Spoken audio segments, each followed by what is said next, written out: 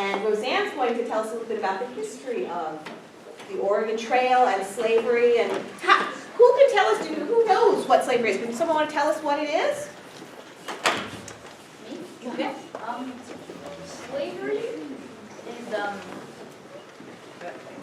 for lack of a better word, when someone holds someone captive, usually against their will, to do labor. That was great. Excellent. That's a very good description. And the thing that we find interesting about slavery when we study it is it was different in the United States than it had been in the past.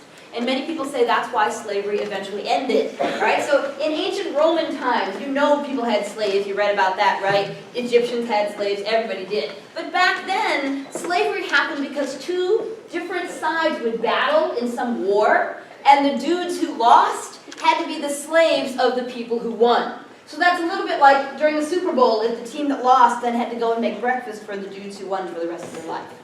All right? That was because that was how it was done. And that made it different in the ancient world because slaves were understood to be intelligent people who had skills. You could have your slave teach your child to play chess, or to read, or to write poetry.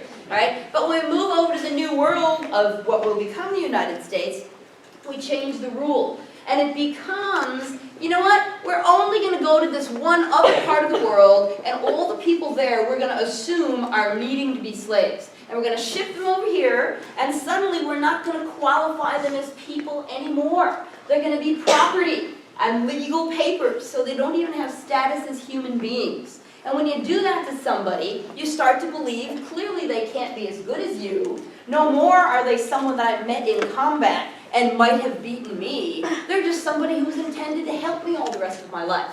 And that destroys our respect for other people, right? And so that's called chattel slavery. And that's what was practiced in the United States. And that was practiced by the family that's in this book, right? So they are property in this man's world. And that's why when they travel, and he's made this deal, which is kind of interesting, why he would make this deal in the first place. But when he gets to the other side, he wants to be a good guy, which is really hard to do when you're already a slave owner. How are you also a good guy? But nobody thinks they're a bad guy, right? Nobody thinks they're the bad guy. They're doing what's appropriate for the time. Exactly. They're living up to everybody else's things. So he thinks he has to keep his word, so that's why he frees the parents, but it's like, I never mentioned your children, so I'm okay. I haven't broken my promise, have I? Right? So that's the interesting complexity we thought when we first heard the story. Now, the other thing we wanted to say briefly about slavery, which is really important about the United States, is that many people don't realize we had the chance to end slavery at the very beginning, the time we signed the Declaration of Independence, which y'all are studying, right? Yeah. Right? Wonderful. Somebody tell me, what is the Declaration of Independence? Yeah, you can. Declaration of Independence is the document that people signed.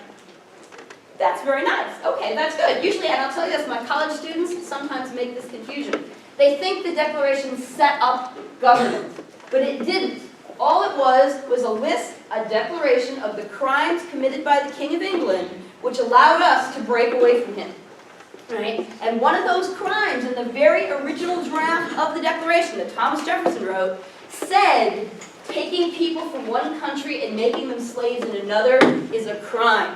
And we don't like the king for doing that, so we get to leave. But that's not in the Declaration of Independence today.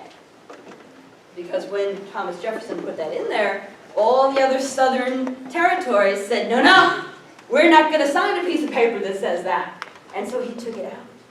Which means we started the country as a country that accepted slavery. But we had a moment where we could have let it be, right at the end. So for me, that's what's so significant. We could have ended it right there, but instead, we had to have the Civil War, which y'all will be doing in a couple of weeks. So this is how these two wars are tied together. One needn't have happened if the question had been answered first.